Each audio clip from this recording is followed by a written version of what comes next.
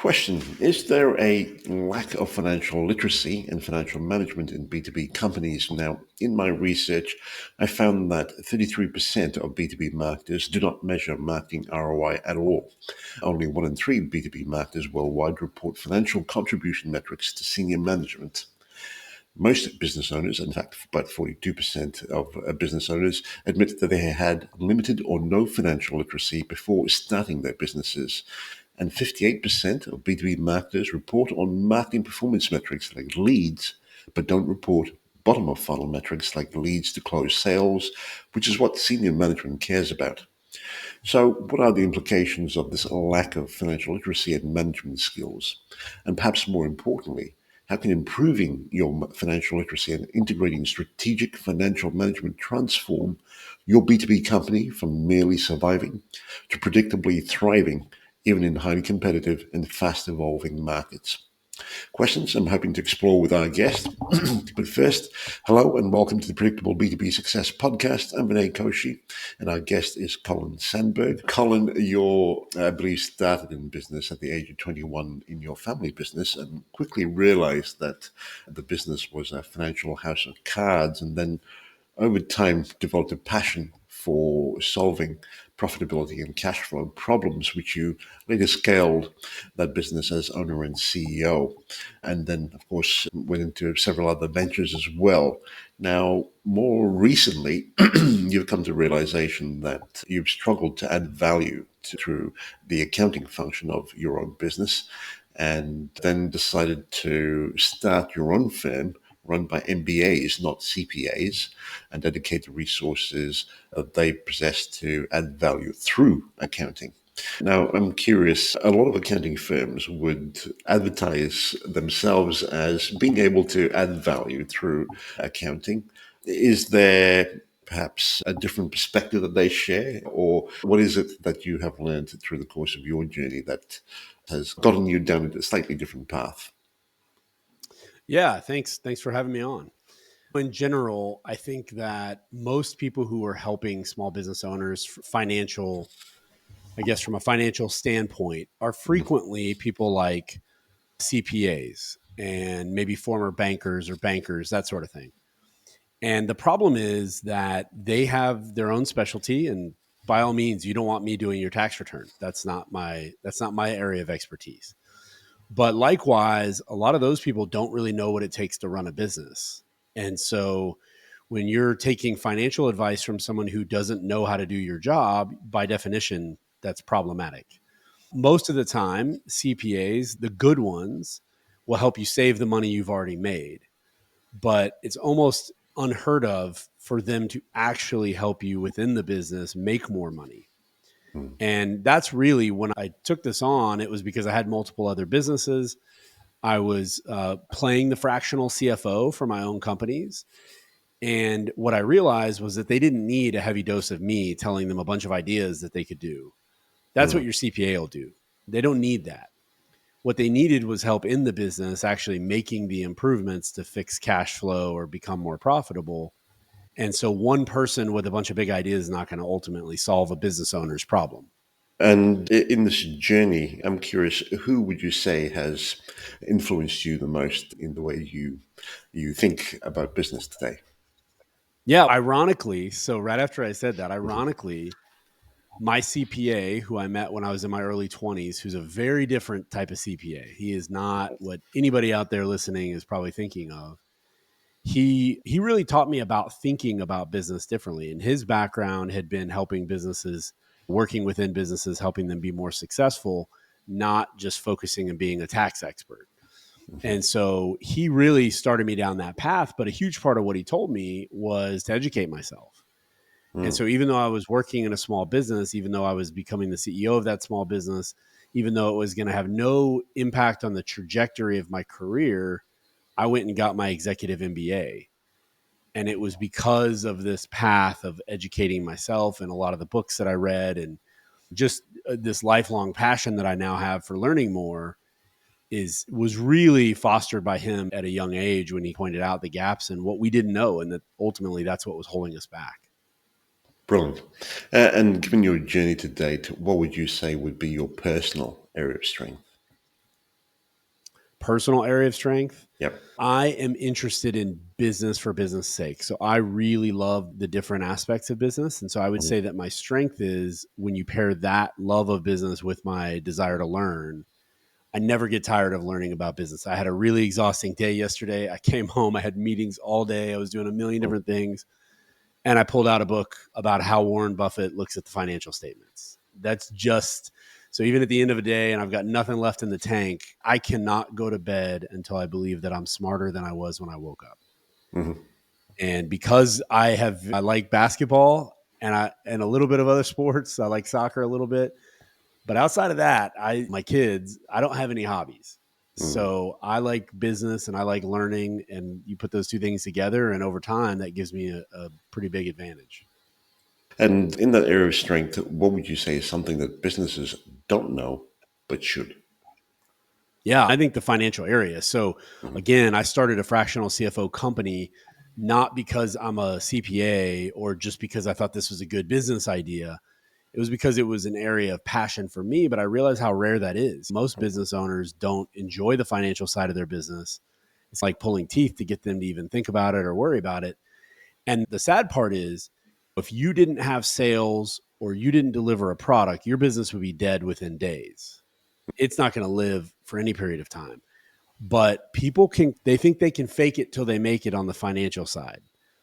And the reality is, you have to dig deep enough to learn what you need to know to be able to run a business professionally. And that includes understanding, at least at the high level, understanding the financial side of your business. And so that's part of why I'm really passionate about what we're doing is I love working with entrepreneurs. Most of my other businesses are selling into corporate America, big enterprise companies, 4 levels of vice president and that sort of thing. Mhm. And so I love working with entrepreneurs, but I also tell them what they need to hear, but they might not want to hear, which is, you got to level up your game. You really want to be better. You got to level up your game. And that includes not ignoring the financial part of your business. I would imagine there's both a heart shift as well as a mind shift required to come around to your way of thinking. I'm curious, how do you help them navigate this journey? Yeah. First of all, it's that dose of like tough love, but also love, right? Just because it's tough love doesn't mean it's not being mean or being cruel, but there has to be an element of you I find a lot of business owners, they started their business, they've run it out of their bank account. That's the only metric that they understand, whether or not it's doing well or doing poorly. And so they don't know if their business is really profitable. They don't know what is actually driving their business and how to make it better. They just know if they're out of cash or they're feeling flush. And so for those types of business owners, we need to get in a room and say, what do you understand and what do you not? Like, we can teach you, and that's fine. And that's part of what I love doing is working with the business owners. But there are some of them that are in that state that they feel, I think, insecure about it. And so they don't want to tell their team they don't really know their numbers. Mhm. And so they're hiding from this area of the business. And what I love is when I find an entrepreneur, and I'm like this, I will tell you parts of the business I hate and I don't ever want to do again for the rest of my career.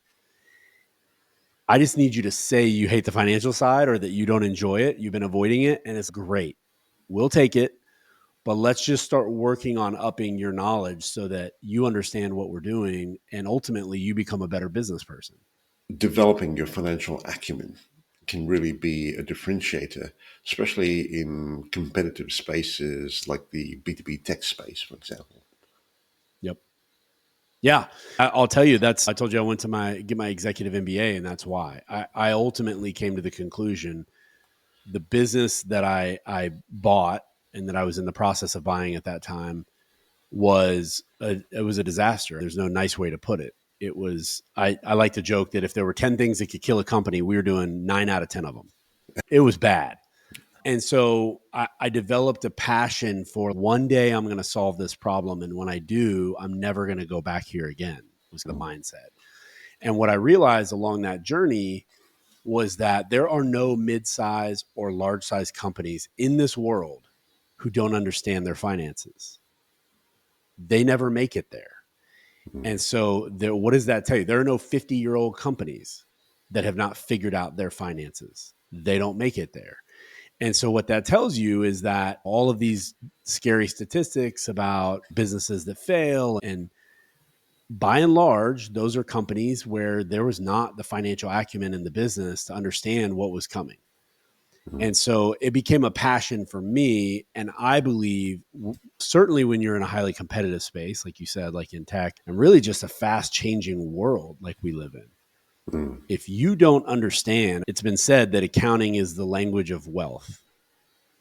If you want to have success, you want to be wealthy, but you don't speak the language, what do you think your odds really are? And the cool part is we can define wealth a million different ways. By no means am I saying to be a billionaire, you have to, this is the only, that's the only path for success. No, it's whatever success is for you. It may be success for you, maybe taking a 3 month sabbatical every couple of years and Mhm. having a business that's better when you got back than it was when you left.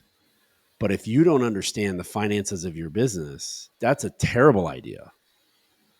So it's really about building toward the goal of the entrepreneur and just knowing that up in your game and having some level of financial acumen is a requirement. Certainly. I'm curious, are there perhaps certain methods that you have found to be effective in simplifying financial concepts for entrepreneurs? Because I think more often than not, people's eyes glaze over when they start hearing about credit and debit and all those other financial terms that are used that doesn't necessarily make a whole lot of sense to them, or they fail to connect the dots, so to speak.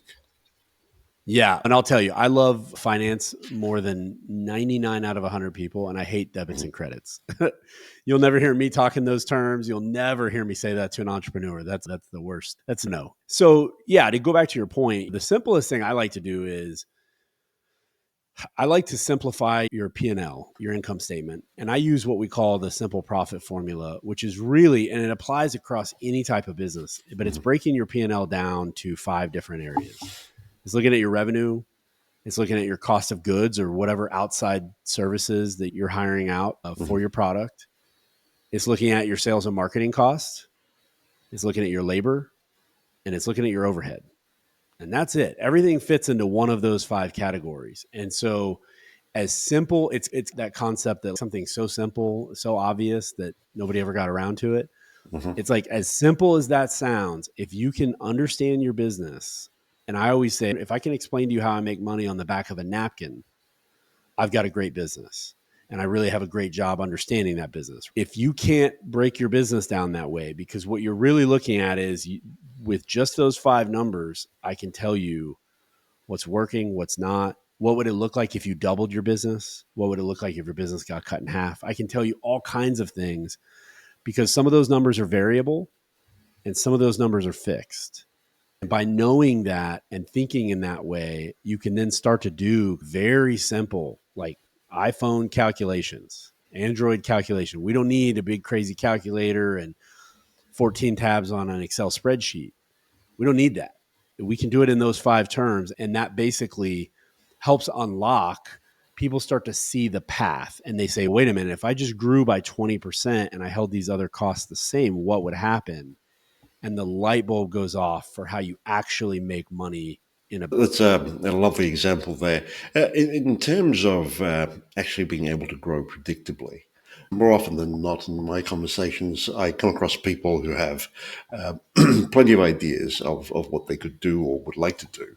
Making it come to fruition is another matter altogether. And usually yeah. there is an element of resources, especially finances, that are required. How do you help them think through their ideas from a financial perspective in order to A, determine if it's even feasible to do or should be parked for a later point in time?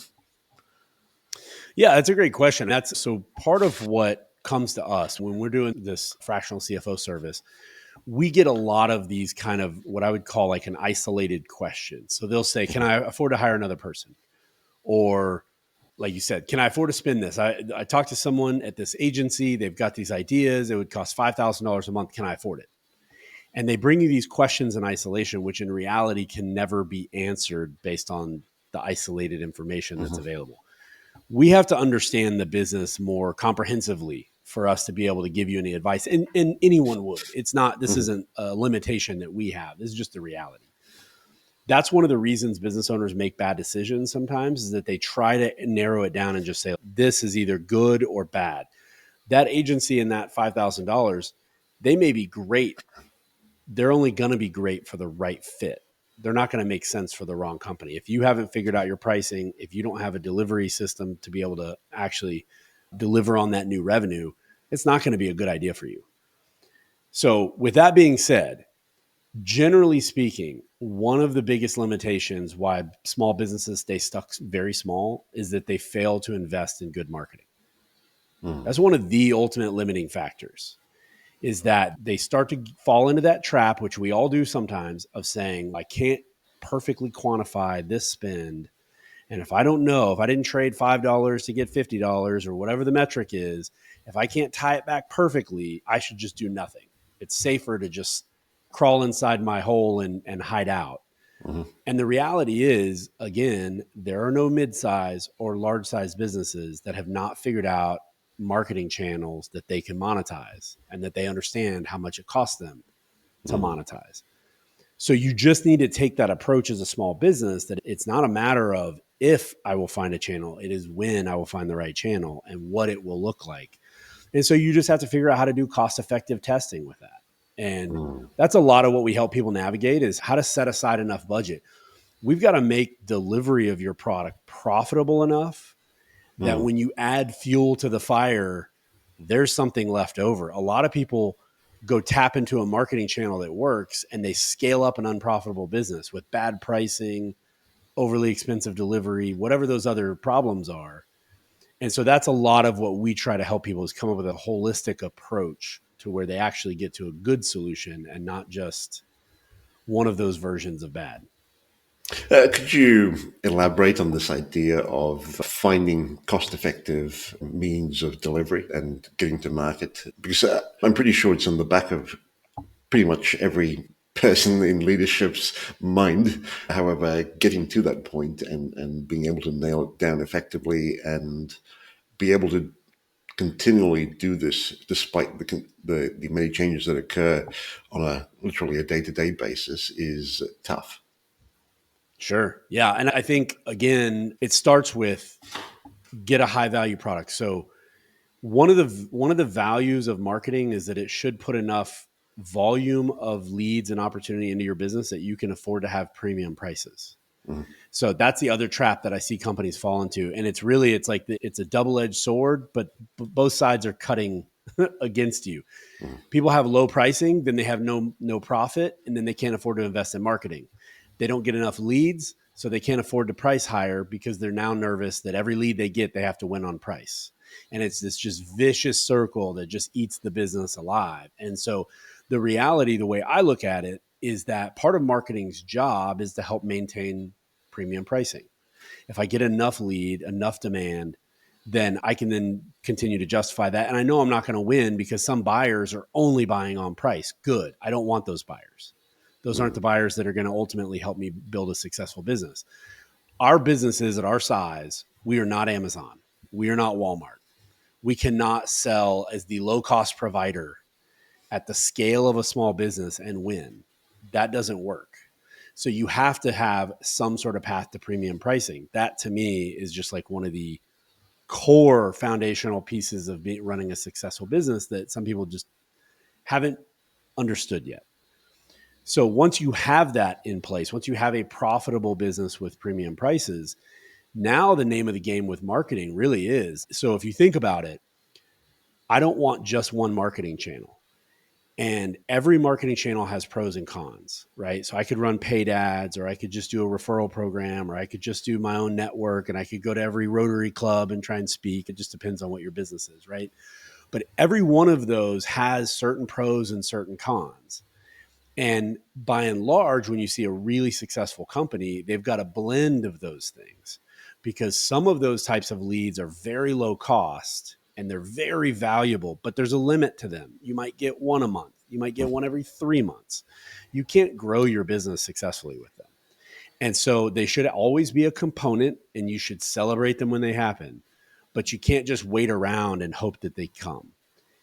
And then there are the things that are a little more proactive, like when you get into cold outreach, whether it's, Cold calling still works, believe it or not. Cold email works. Paid ads, all of those things work in the right environment with the right setup. But there's a variable cost that changes pretty dramatically as you go through those different styles. And so it's really about building multiple channels, optimizing them, and only getting the volume out of the most expensive channels that you really need. So hopefully you've got a couple referrals, you've got a couple of those really low cost options, and then you fill the rest of your bucket with the expensive stuff. And do you encourage and perhaps even construct for the people that you work with the dashboards in order to monitor the not just the expense but the tracking, etc., on a regular basis and make that correlation between the two? That's a huge part of what we do. So it's interesting. I say we're a fractional CFO service because that gets people 70 or 80% of the way there. They understand roughly what realm we're operating in. In reality, a lot of what we're doing is data based, not a database, but data based, meaning it is exactly what you said. We are really trying to put numbers and metrics to every activity that the business owner really depends on, like their lead flow, like their close rate, like their pricing. We want to put the numbers to it because I can sit up here and just throw stuff at you and give you a bunch of ideas. We can go to a whiteboard and I can just fire off ideas at you. But in reality, we need to validate the direction we're going. Is it making us better or not? And so the only way to really do that is, to your point, have a dashboard. We have a series of dashboards that we like to use, but the basic gist of it is that if you go to your CPA and say, hey, you do fractional CFO work, right? And they go, yeah, I can do that for you. Great. They're going to look at your P&L and your balance sheet. And when it doesn't look good, they're going to say, you should do more of this. Or, hey, have you ever thought about increasing your pricing? They're not back in your sales process. So they can't actually give you actionable information. We have to build a dashboard. And the way we look at it is I have to touch marketing first, sales second, operations third, and then we fall back into the financial piece of collections and what the actual performance on the back end looks like.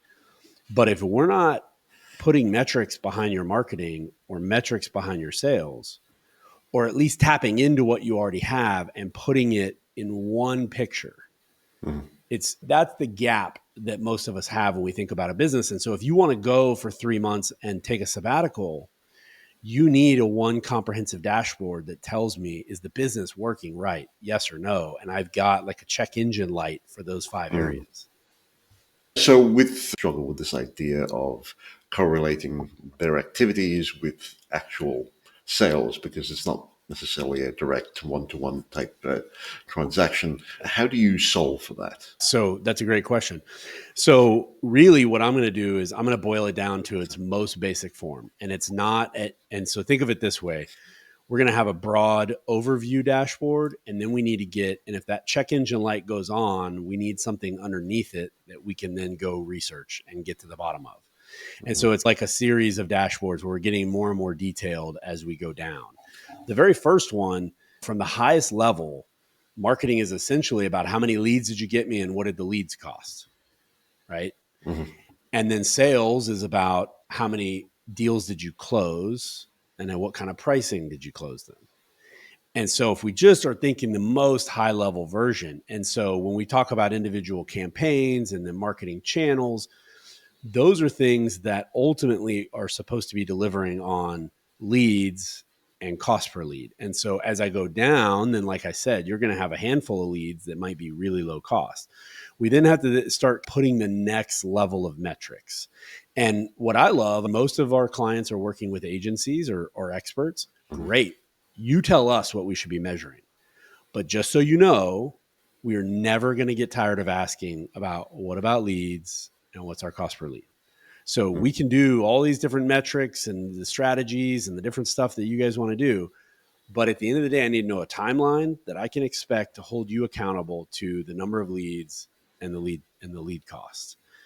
And it's funny because a lot of the marketing agencies, that's really our role in this, is that we're working with clients who we're helping hold the marketing agencies accountable, because a lot of our clients just get overwhelmed with all the strategy piece. It's like I said, I can go up to the whiteboard if I'm a marketing firm and tell you all these things you could be doing.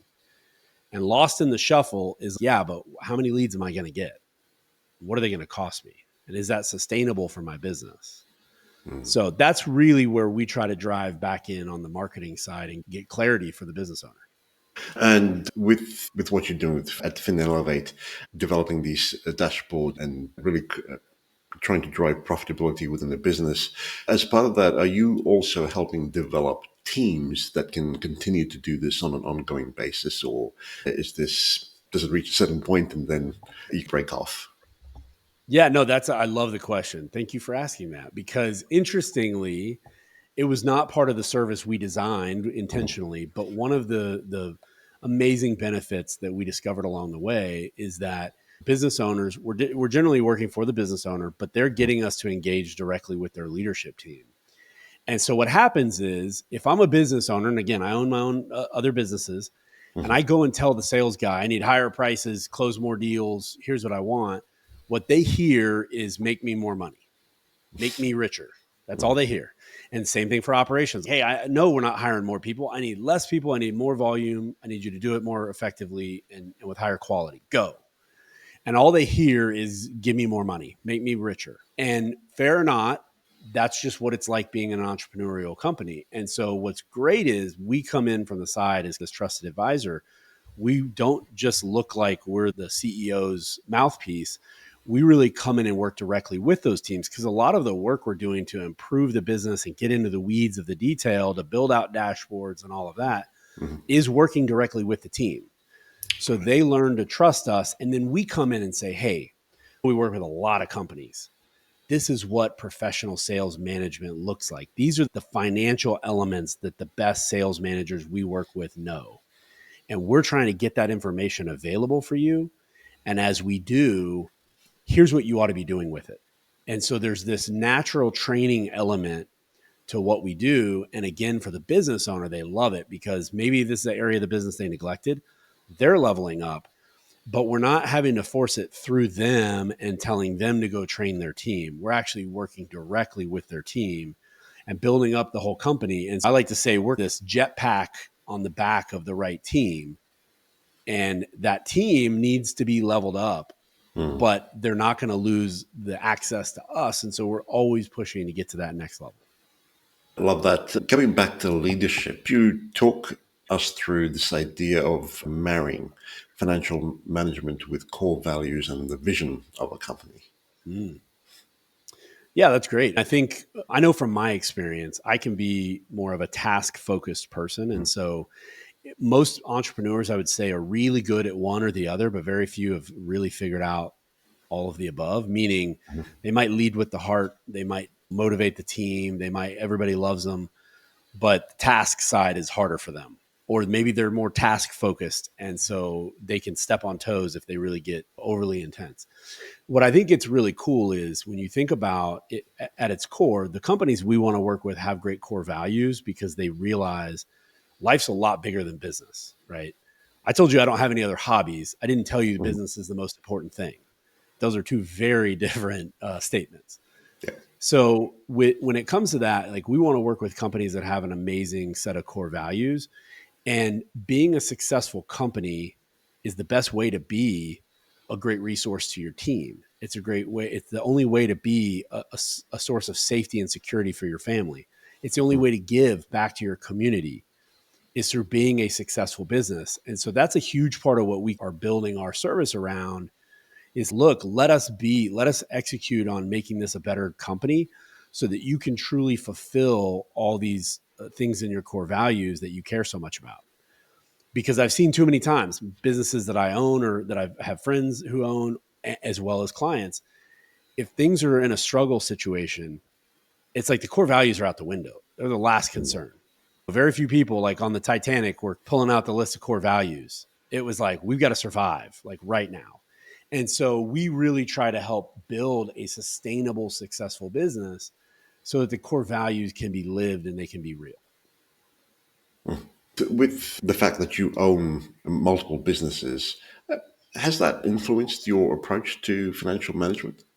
If so, how? Big time. I told you I was reading the Warren Buffett book. I'm like almost everybody in business, I'm a Warren Buffett fan. It's hard to argue. But One of his quotes that really defined my life as I was getting into multiple businesses, he says that I'm a better investor because I'm a businessman. I'm a Mhm. better businessman because I'm an investor.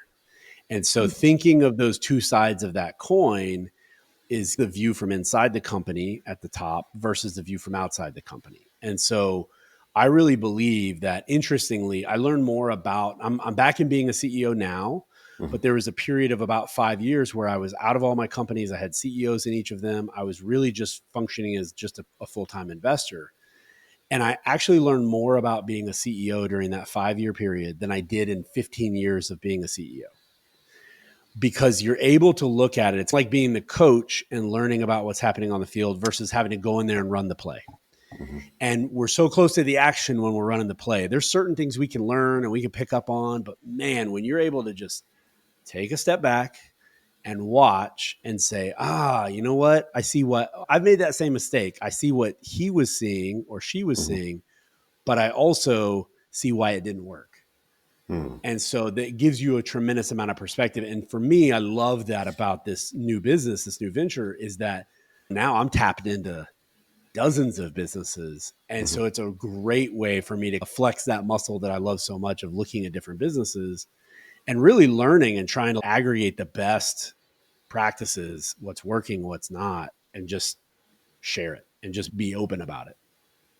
That's very interesting. How would you recommend that others create that same opportunity of getting that perspective as an investor, as opposed to just being in the business, whether it's CEO or founder or whatever have you? Yeah, I would say the first way, this might seem like an indirect path, but most people, if they're not in that mode, traditionally, it's for one of two reasons. They either don't have the money or they don't have the time.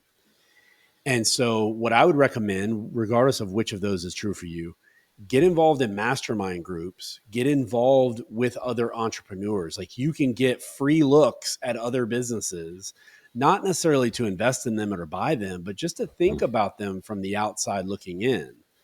And for me, that was a tremendous value of learning how to see businesses. And part of what got that built that desire in me to be able to see many different businesses was once I got involved in mastermind groups, because you get around a bunch of entrepreneurs and you're in a safe space. And especially if it's an ongoing group where you've got somebody sharing about the struggles in their business or the opportunity they're facing, and everybody else is giving advice, it gives you a tremendous amount of reps of looking at different businesses and thinking through, wow, that business has a completely different sales process, and the way they approach it is a totally different industry. That would never work for me, but let me try and figure out some good advice that would help them.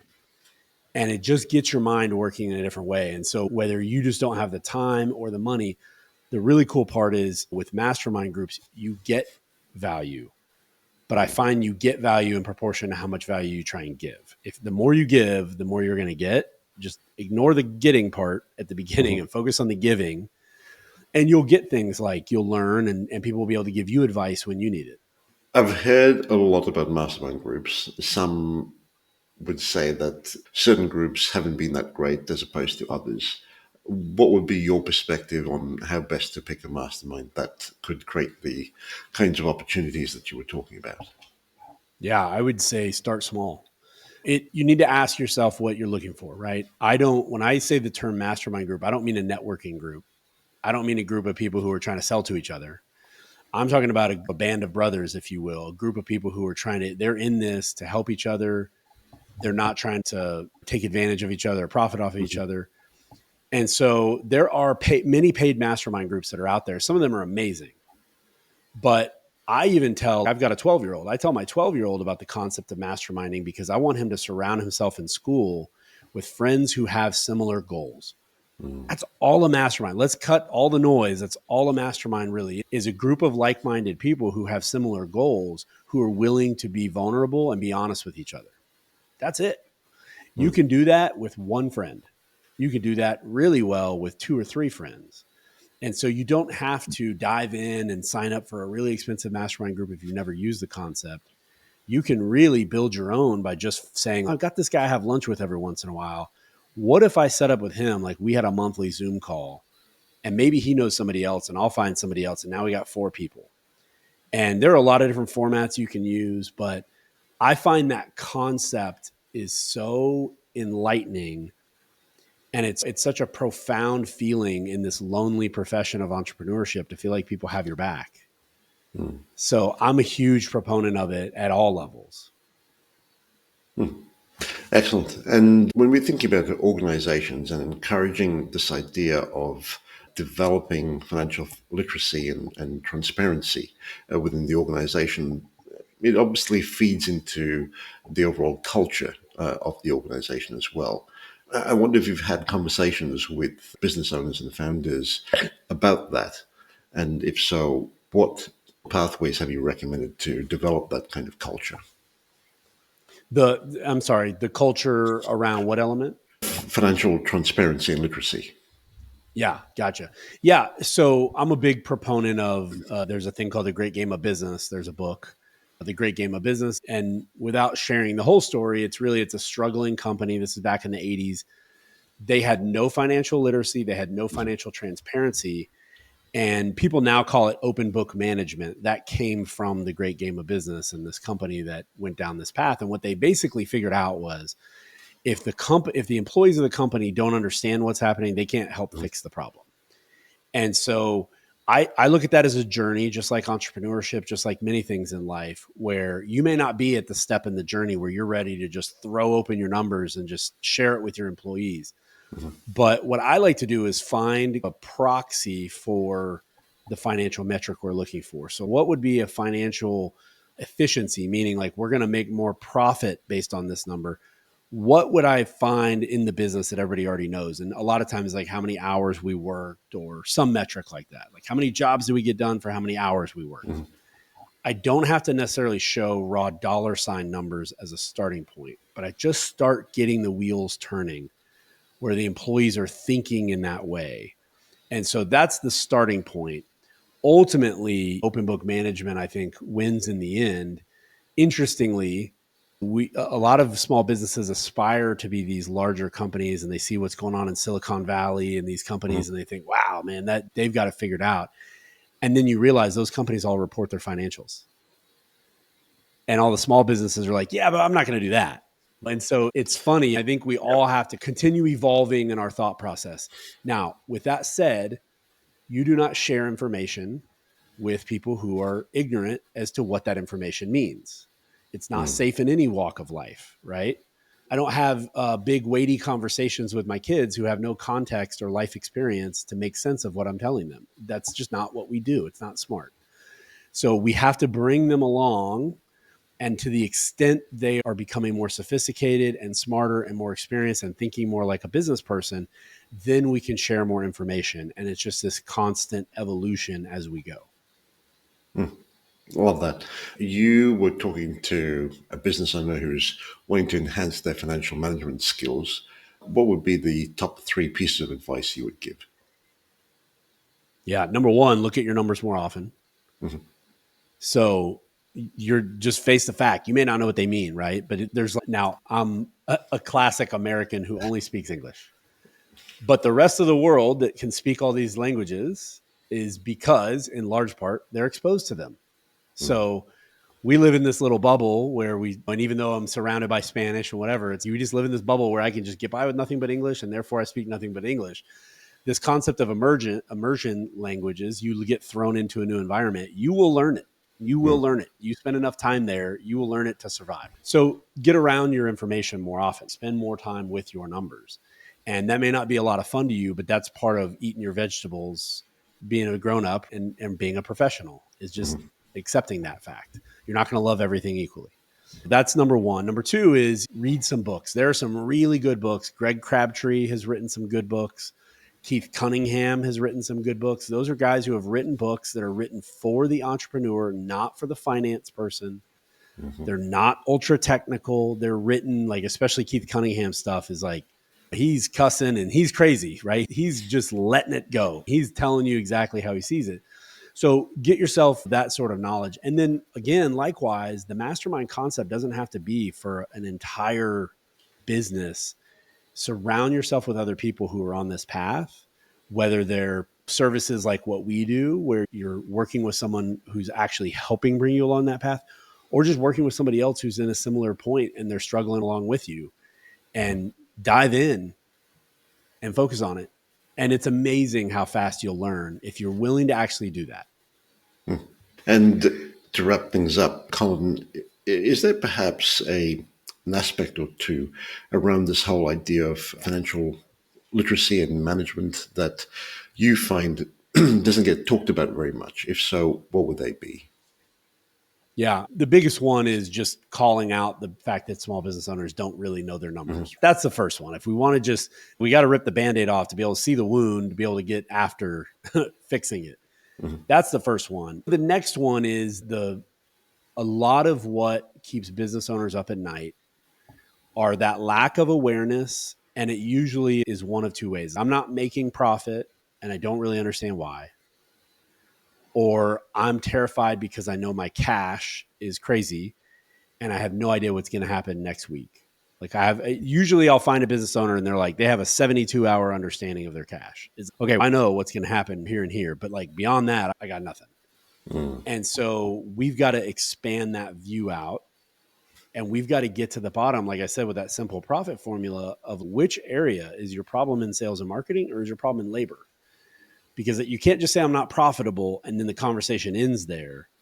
We can't do anything with that. So we've got to get that next layer understood. And then once we peel the onion one more layer, we keep going until we get down to the root cause of what's going on. So I would say that's the biggest thing that companies are facing. Mhm.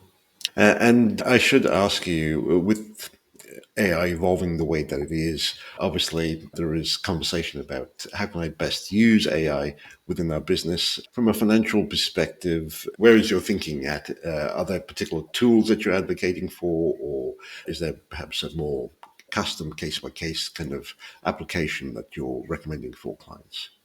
Yeah, I think they're case by case applications. I think the scary thing with something like AI, aside from when people get all worked up Mhm. about what it may or may not do someday, the scary thing is people want to hit that easy button. And Yeah. so right now it's like the easy button du jour, right? It's just get AI and I don't even need to worry about this. And the reality is, I believe for the foreseeable future, it's going to be the merger of AI and humans and like how we work together that's going to ultimately define kind of success or failure in all different fields. And so, if you're not willing to step up and be that human and understand how to interact with the AI, so you can leverage AI, but you do not delegate and walk away and it just does everything you need done. That's, to me, especially on the financial part of your business, that is not a safe or smart way to approach it. Mhm. And if listeners are curious, want to find out more or connect with you, where would you recommend they head to? Yeah, so you can go to our website, finelevate.com. I'm sure that'll be in the show notes. Or certainly, I'm very active on LinkedIn. So look me up. Like I said at the beginning, I'm an entrepreneur first. I have this current company is a very secondary part of what's going on in my life, but I love to connect with other entrepreneurs. And if people have questions or they just want to get my thoughts on something or think they have a need to step their game up on their finances, then let me know. Mhm. We'll include links to that in the show notes. Colin, thank you so much. It's been very enlightening. Yeah, thanks for having me on. I appreciate it. No